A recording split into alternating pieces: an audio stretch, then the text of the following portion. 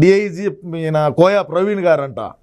ఈ ప్రవీణ్ గారు ఏం మాట్లాడతారో ఒకసారి విందాం. వివరాలకు వెళ్తే ఇతని పేరు వర్ర రవీందర్ రెడ్డి. వర్ర రవీంద్రారెడ్డి గురించి రా స్వామి, ఆడో పెద్ద బోగ్గాడు సార్. అదేవిధంగా ఈయన ఒక ఇంటి ఇచ్చాడు. ఏమి ఇచ్చినాడు? ఈ ప్లేస్ అంతా ఖాళీ చేయించు, రేపటి నుంచి పువ్వులు వస్తూనే ఉంటాయి. షర్మిల సునీతారెడ్డి ఇద్దరుగానే కంప్లైంట్ ఇస్తే ఒక రకంగా చెప్తాను అన్నాడు. అయిపోయింది, బతికి అయిపోయింది. నీకు కొత్త చెక్కేస్తారులే ఈ రోజంతా. ఈయన ఆంధ్ర రాష్ట్రానికి డీజీపీ అయినాడు అనుకో, మనం బీహార్ నుంచి అయినా అస్సాం నుంచి అయినా సరే మన పార్టీని నడిపించచ్చు గ్యారెంటీగా.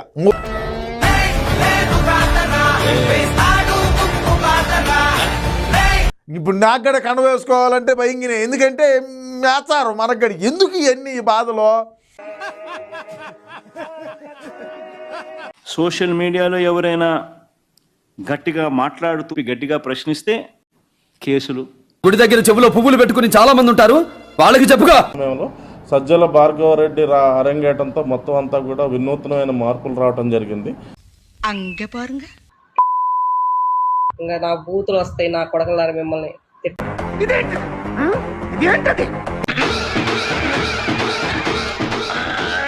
ఇక ఎప్పుడైతే సజ్జల భార్గవ ఈ యొక్క విభాగాన్ని ఆయన చేతుల్లో తీసుకున్నాడో ఈ భూత పురాణాలన్నీ మొదలెట్టడం జరిగింది. 2 రోజులు టైం కావాలా, ఒక కంప్లైంట్ రావాలా, చెక్కేస్తాము అన్నాడు. అయిపోయింది, బతికి అయిపోయింది. నీకు కొత్త చెక్కేస్తారులే ఈ రోజంతా అన్నాడు అంటే ఖచ్చితంగా తెచ్చాడు. ఆ నమ్మకం అయితే రాష్ట్రంలో ఉండే ప్రజలు కూడా అది. సోషల్ మీడియాలో వాళ్ళు వాడే భాష మీరు చూస్తూ ఉంటారు, ఒక్కొక్కడికి మదం ఎక్కిపోయింది. కడుపుకు అన్నం తినేవాడు ఇవుడు కూడా ఇట్లాంటి భాష మహిళల మీద మాట్లాడరు అని చెప్తాడు. వీళ్ళు వాడిన భాష ఇవన్నీ చూస్తే ఈ చేతిలో కత్తి లేదు కానీ నరికితే తల ఎగిరిపడేది. ఆంబోతుల మారిగా తయారయ్యారు. ఆడబిడ్డల పైన ఇష్టానుసారంగా మాట్లాడతారు. ఈ రోజు ఉన్న పరిస్థితుల్లో అరబ్ దేశాల్లో అయితే రోడ్డు మధ్యలో ఊరు మధ్యలో గుంజ కట్టేసి రాళ్లతో కొట్టి చంపేసే శిక్ష విధిస్తారు. ఒక్కొక్కడికి ఇక జోల పాడ్డా లేవు. డైరెక్ట్ గా ఏదంటే అది మాట్లాడతారు. నన్ను గురించి మాట్లాడారు. అంత అసహ్యకరమైన భాషా ప్రయోగం చేయడం జరిగింది వీళ్ళు.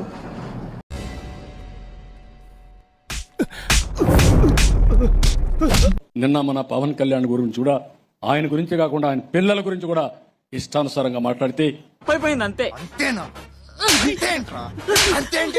ప్రళయ తాండవం చేస్తాం అనేది దానిలో ఇతను సిద్ధహస్తుడు అనమాట.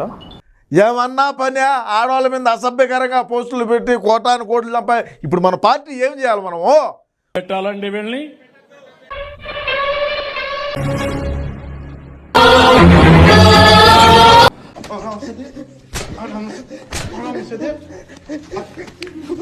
మొత్తం వీళ్ళు మేము 45 మంది వీళ్ళ ముఠాలో మనం ఐడెంటిఫై చేయడం జరిగింది. ఒక ముఖ్య కార్యాలయం తాడేపల్లిలో గల PVC icon building 3rd floor లో మహానుభావుడు ఆయన ఇవన్నీ కూడా బయటికి తీసినాడు అంటే సామాన్యుడు కాదు నైనా. ఈయనకు నమస్కారం చేయాలి నైనా ఈ మహానుభావుడికి.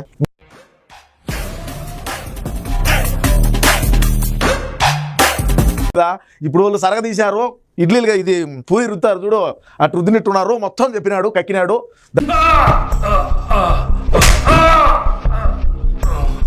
దాంట్లో నా పేరు ఉండదు ఏమోనైనా, నాకు భయంగి నా కండువ 2 రోజులు అటు పక్కన పెట్టినైనా మనకెందుకు. సోషల్ మీడియాలో ఫేక్ మార్ఫింగ్ పోస్టులు పెడుతున్న వైసీపీ సైకోల కోసం పోలీసులు విస్తృతంగా గాలిస్తున్నారు. ఇలాంటి తప్పుడు పనులు చేయొద్దండి. అప్పుడు నేను చూస్తూ ఊరుకోను. ఈ మాట నేను ప్రతి పోలీస్ సోదరుడికి చెప్తా ఉన్నా. ఆడవాళ్ళని రక్షించడానికి మీ పవర్ ని యూజ్ చేయండి. చూసావా రామా, ఏదైనా హింసాత్మక సంఘటనలు చేసిందా? పోస్ట్ పెట్టింది. మోసం చేసిన నన్ను కూడా మోసం చేద్దాం అనుకుంటున్నావు ఏంట్రా? నేనేం చేశాను సార్? కంగారు ఎందురా, చెప్తాను కదా. రేయ్, దీని ఒరిజినల్ బాండ్రా.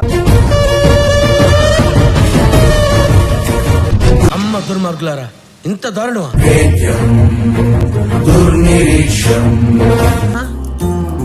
సర్వశత్రు భయంకరం.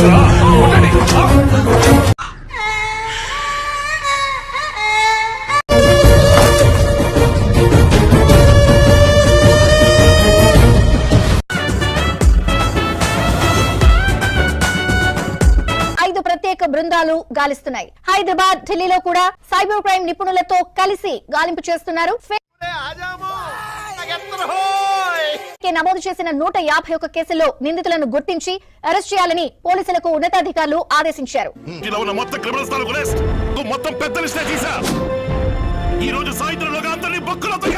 తాజాగా వర్రా రవీందర్ రెడ్డిని అరెస్ట్ చేయటం మీరందరూ చూసే ఉంటారు. 3rd డిగ్రీ ఇలాంటిది ఉపయోగించి మళ్ళీ జన్మలో ఎవరి మీదన్నా మాట్లాడాలి అంటే ఈ 3rd డిగ్రీ గుర్తు రావాలి. ఇలాంటి చేయొద్దని కూడా పోలీసుల్ని హెచ్చరిస్తున్నాను. ఇక తీసుకున్న తర్వాత పోలీసులు ఊరికే ఉంటారా?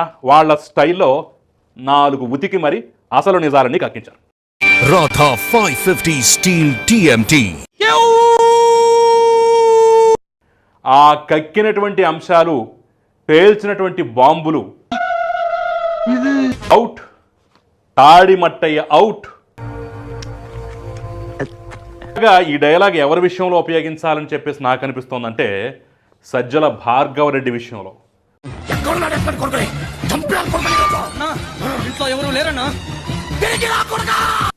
ప్రతి పోలీస్ ఆఫీసర్ మీద కూడా ప్రైవేట్ కంప్లైంట్స్ ఫైల్ చేస్తాం. సార్ మీకు పిట్టగా చెప్పాలి సార్. ఇప్పుడు అవసరమా? అవసరమే సార్. చెప్పు. అసెంబ్లీ సమావేశాలపై స్పీకర్ అయ్యన్న పాత్రుడు కీలక వ్యాఖ్యలు చేశారు. కొంతమంది సభ్యులున్న వైసీపీ సభను బహిష్కరిస్తామని చెప్తోంది. ఎవరి కోసమో అసెంబ్లీ సమావేశాలు ఆగవన్నారు. ధైర్యం లేకపోతే రాజీనామా చేయాలి. ఇప్పుడు ఏం చేయాలంటే టెన్షన్ పడక మామ ప్లీజ్. జగన్ అసెంబ్లీకి రాకపోయినా చట్టం తన పని తాను చేసుకుపోతుందన్నారు.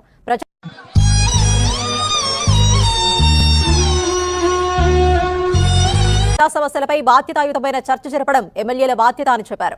ఈసారి అసెంబ్లీ సమావేశాలు సీరియస్ గా జరుగుతాయన్నారు. అయిపోయింది, నాకు కథం, నాకు ఇష్టం లేదు, ఎందుకంటే మొత్తం అర్థమైపోయింది. అంటే తనకు ప్రధాన ప్రతిపక్ష నేత హోదా ఇస్తేనే శాసనసభకు వస్తాను. నిజంగా అసెంబ్లీకి వచ్చి మైక్ ఇవ్వకపోతే, మాట్లాడే అవకాశం ఇవ్వకపోతే అప్పుడు సభ నుంచి బాయ్కాట్ చేస్తున్నాము. నేను ఇలా బుక్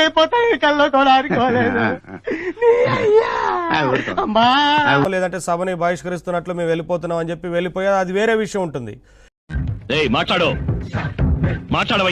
జగన్మోహన్ రెడ్డి గారు రాకపోయినా వారి ఎమ్మెల్యేలు కూడా పాపం వెళ్ళనివ్వకుండా అసెంబ్లీకి చేస్తున్నారు కదా.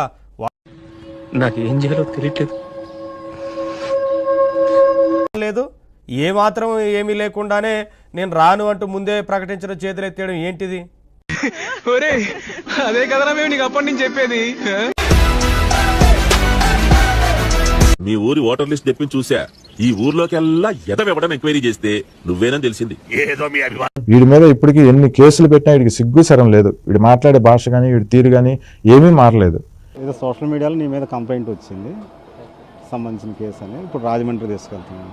ఇప్పుడే ఉంది ఉంటది ముసలి పాటక. ఇంక ఇప్పుడే కాదు, ఇక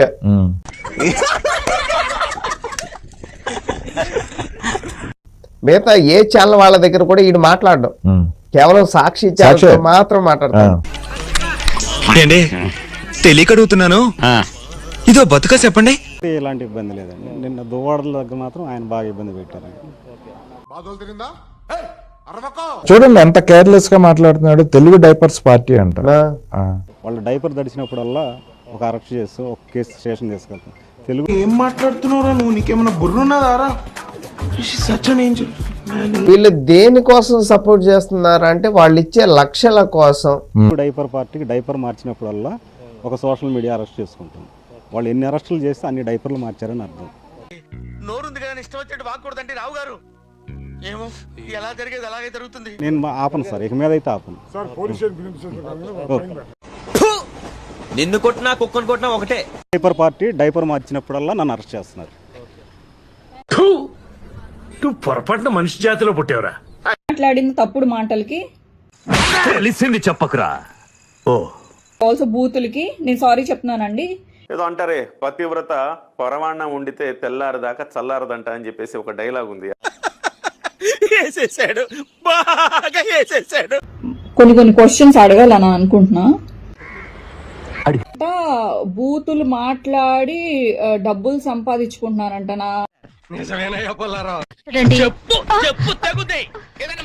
ఇప్పుడు నేను ఏదో భయపడి వీడియోలు చేస్తున్నాను అని చెప్పేసి అనకండి ప్లీజ్ దయచేసి.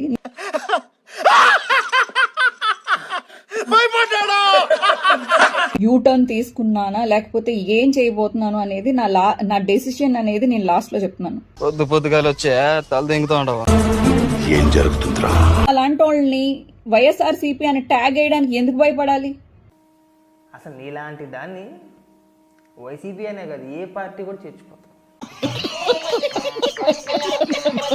ఇదే సేవ నేను తెలుగుదేశం పార్టీకి చేసి ఉంటే నేను అసలు పార్టీ జెండా కూడా ముట్టుకున్నావు నేనైతే కనుక.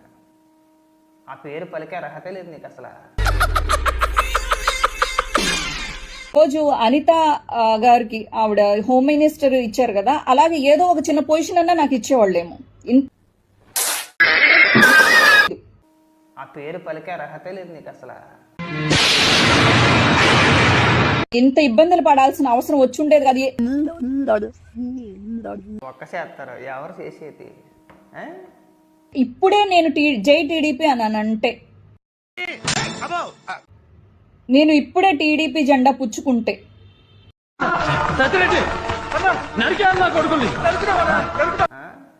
జై టీడీపీ అంటావా?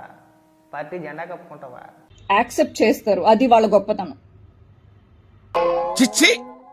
నిన్ను నెత్తినెట్టేసుకుంటారా? ఇక్కడ రెడీగా ఉన్నారా నిన్ను నెత్తినెట్టేసుకోవడానికి?